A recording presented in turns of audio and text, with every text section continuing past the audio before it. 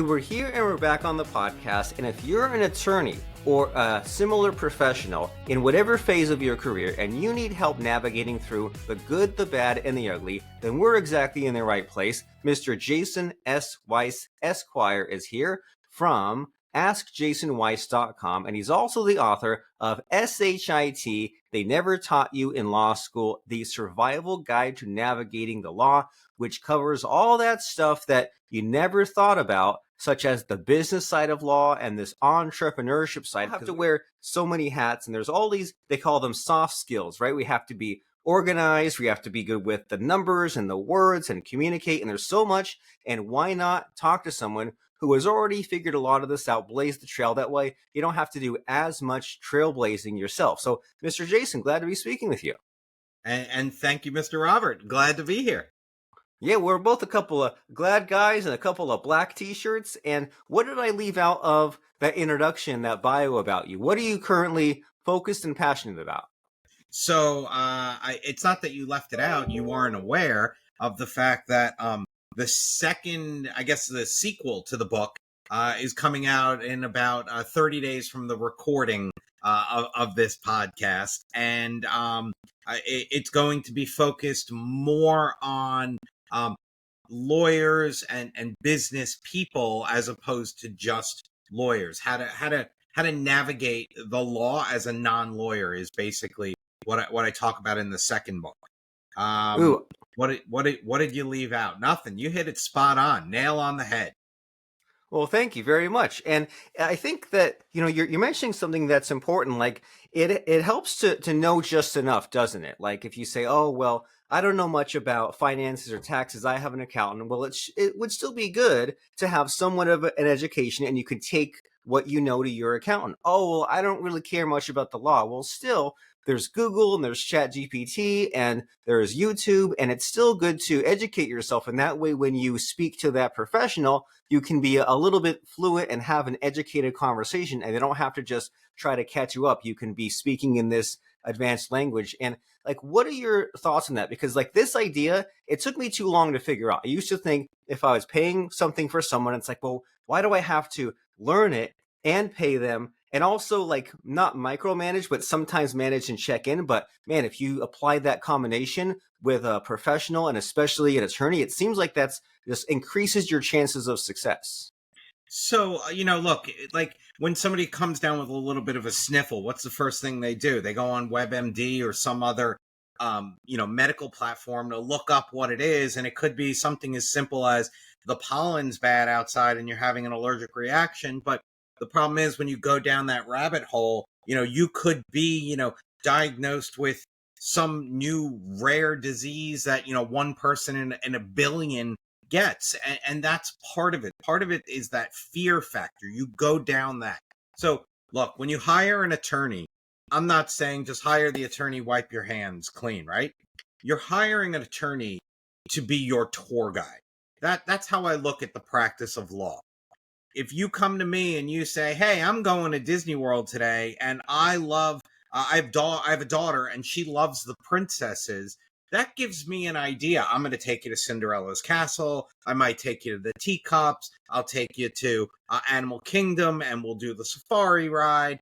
How old's your daughter? Oh, my daughter happens to be 15. Well, she probably doesn't want to do the teacups, but she wants to do this big roller coaster that they have at the Animal Kingdom. So the point behind all of that in my knowledge of Disney World is to let everybody know that the lawyer should be there as your tour guide. We are not the final decision makers. We're going to guide you. We're going to share our experiences with you. Look, you want to get out of this case? You want it out of your life? Money is not the issue? Then let me settle it. No, money is the issue and you want to go on principle? Great. Let's fight this till the end of the world. You want to buy something? Allow me to put in some recourse. Allow me to put in some ways that you can get out without a penalty. And then people will say, oh, that's great.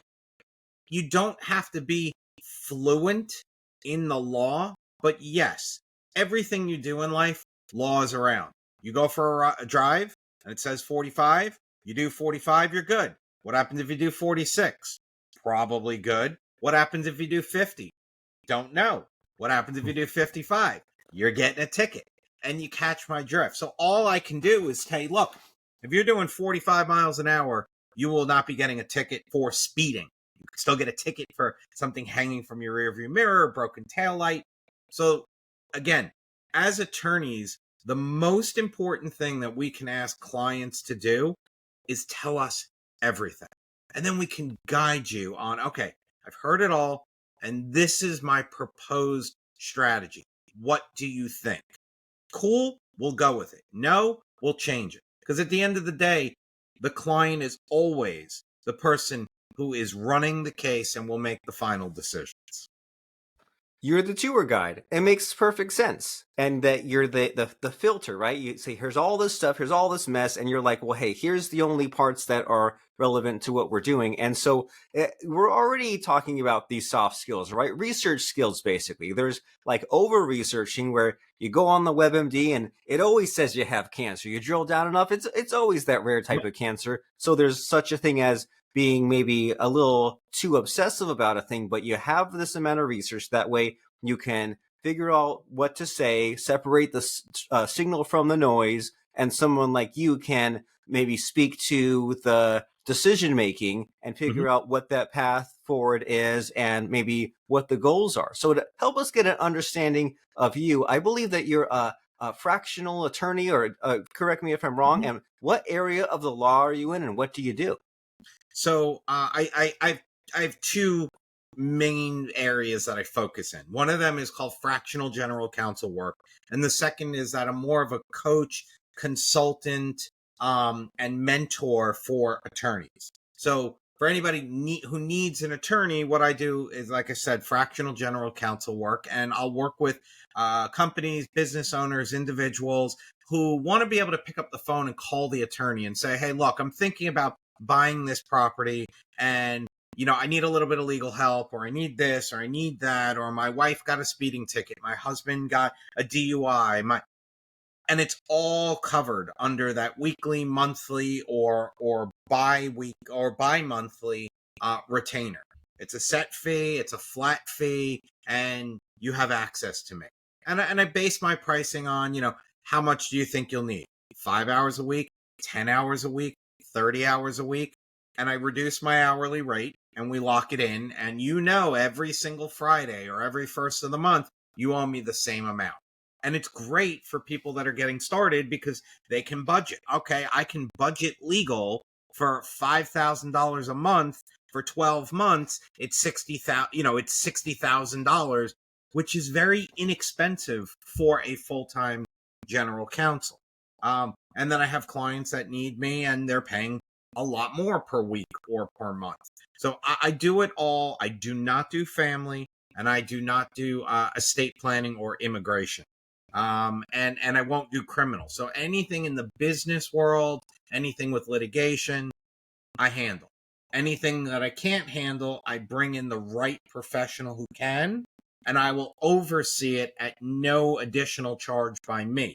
So the client can have the conversation with me, and then I can speak with the lawyer and convey. And I do the same thing with lawyers. Any lawyer that tells you they love what they do, they wouldn't change a thing, probably 80% of those are not telling you the complete and total truth. And I help those lawyers. I'm not happy at my firm, I want to go somewhere else. I don't like the money I'm making. I don't like the amount of time I spend in the office. I don't like commuting in. I don't like where I live. And we unbundle that to figure out what it is about the law that they don't like. Me, I love the business side of it. Let me make a deal. Let me structure the deal. Let me help you get through the deal. And then if the deal goes bad, we turn to litigation. I could do without the litigation part. And we bring in a litigator. Now, I am a trained litigator. That's what I've been doing for 25 years. So it's not what I love, but I'll do it. No problem. I do it every day. No big deal. But I'm not as passionate about it as I am other areas. Well, I love your concept here that you don't have to be stuck where you're at. And I've had more than one friend that called themselves a recovering attorney, where people like they go to law school, they do all the work, they get into it, and then they hate it, and they go off and do some other profession. And they say, Mhm. why did I spend all this money, do all this work, and just to figure out too late, maybe that, well, this isn't what I wanted to do. And so, what I get from what you're saying is, you don't have to throw out the baby with the bathwater, right? If you're certain type of attorney, certain type of lifestyle, certain type of work, you say, hey, you have all these other options, all these other choices. You can offload things. You can have all this kind of creative pricing and creative billing that you're talking about. You can be entrepreneur. You have many paths to success. And so that is a good transition a little bit into your book, which is called Shit They Never Taught You in Law School, The Survival Guide to Navigating the Law. So with a book, there's always so much good stuff in it. But as far as this conversation we're having of perhaps getting attorneys unstuck or educating us about what they weren't taught, what the possibilities are, what do you think is maybe noteworthy? What's one or two things that you think really make the book stand out?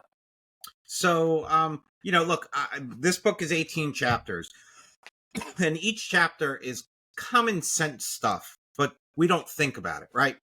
So one of the things I talk about is don't have that knee-jerk reaction, right? You open up your email and you see the email from the opposing counsel on the case, or you read an order from a judge and it's not something you like. And the first thing you want to do is fire off an email, dear opposing counsel, and, blah, blah, blah, blah, blah, blah, blah, and all these four-letter words and nasty things and accuse them all this, and you fire that email off. You're never getting that email back, okay? So my suggestion is, if you feel you have to do it to get it out of your system, email it to yourself, email it to your secretary, email it to your associate, email it to your boss, email it to whoever, or don't email it. Just keep it up on your screen. Go back to it when you've calmed down. I do that. I would honestly say 90% of the time, I tone it down, I make it less aggressive, and I have the opportunity to think, if a judge were reading this, what would she say? Would she say that I'm a jerk and I shouldn't have sent that email? Or would she say, you know what?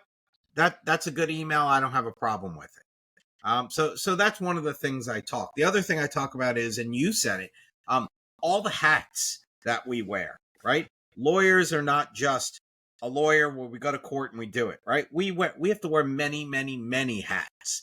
And in my sequel, I talk about the hat that you should never wear is that of a banker. And what I mean by that is, when you carry a client and you carry their bill, you're being their no interest loan, and you're not getting your money. They're sitting on their money and not giving it to you. And one of the things that you should not do, and we're all guilty of it, is carry your clients. When they owe you the bill, they owe you the bill. You go into a burger place, you order a burger and a fries and a soda, and it's $13, $14. You pay the $14. You leave with the burger, or you finish eating and you pay it. Lawyers, we're not the same way. We do all this legal work all through the month, and your bill is due 30 days later. So we could be 60 days on your file and then send you a bill, and we don't get paid. We got to stop that. And you got to either work with clients that pay you right away, or set the expectation, or take a retainer up front. And I'm not saying that those are the only three ways to do it, but that should at least get you started to think, if I'm going to get $10, $15, $20,000 ahead of this client, I better make sure there's money there. So ask for a payment plan. Or like me, I know that one client who I do a lot of work for, every first of the month, $5,000 hits. Every 15th of the month, $5,000 hits. Doesn't hit on the 15th? Quick email. Hey, client, hope all is well. Just saw that nothing came through today. Let me know when I could expect that. Oh my God, I changed banks. I'm so sorry. You'll get the money tomorrow. Oh, we had a tough month. Can you slow down on things this month, and so that we can catch up? Hey, we don't need your services anymore. We paid you for the last time last month. Whatever it is, at least you know, and you're not acting as that bank. And that's something that as they don't teach you in law school. They do not teach you the business side of the law. They teach you how to read statute, how to look at things, how to think, how to write. They do a phenomenal job on all of that. But then get out there and practice, and you're relying upon old dudes like me to show you the way. And with a lot of firms still being hybrid or remote, you don't get that one-to-one interaction. Like, one of the best things I ever had was working at big firms and being able to go down the hall and knock on my boss's door and say, "Hey, boss, can you help me think this through? Can we strategize? Can we work together on this?" And attorneys that I worked with, like Alan Fertel and Al Lasort and Gary Bagleiter and so many others. It was just David Mancuda, Jesse Diner. Like, I could go on and on. All of these amazing attorneys that I learned from, they had open door policy. And if it weren't for them and the Franklin Zemmels of the world, that I don't think I'd be as successful and know and be able to teach others, because these ladies and gentlemen taught me. And I think that's something that's missing from the profession right now. Yes, it seems so. So you're giving us three very important lessons here, right? It seems like it's so important to all three of these just involve thinking things through, right? And thinking ahead, whether that's mentoring the next wave, next generation of lawyers, and being generous and being a teacher. There's also this idea you mentioned about not being the bank and setting those expectations and thinking ahead money wise there. And then also your first lesson was thinking ahead your communication, right? You get that email, you have the knee-jerk reaction, and that's almost always a bad idea. Like I had a professor in college who, when it was time to like write evaluations for the professor, he would make his own forms first and he'd pass it out to all the students, and people would write like nasty things. He was kind of a mean guy, and we'd all turn those in. And then the next day of class, he'd pass out the actual feedback forms for the university. And then I know, at least from my feedback, was like I was always more structured, well thought through, and nice because I got all the monkey brain stuff out, all the fight or flight anger out. And I think that was on purpose, right? It's just that first wave is like flushed out. And then when you slept on it, maybe you felt bad about saying all those things. And then the next day was what you should have said, right? It was more logical, thought through, strategic, keeping in mind of different people reading that, not just the recipient, but also perhaps the judge. And so it makes a lot of sense. And I'm getting a feel for what perhaps others have not thought through and been frustrated by, and you have thought this through. And we only have a few minutes remaining of our conversation. So in the spirit of that, what do you think needs more attention these days? We've been talking about soft skills, professionals, attorneys, business ownership. Like, what do you think is really lacking that people just aren't aware of and not talking about? I still think that just that mentorship, that me or somebody else is there to let you know you're not alone, right? You go through 3 years of law school, you probably go 6 figures into debt for law school, and 2, 3, 4 years down the line, you go, oh my God, what did I do? Why did I do this? I blew all this money on law school. I'm not happy.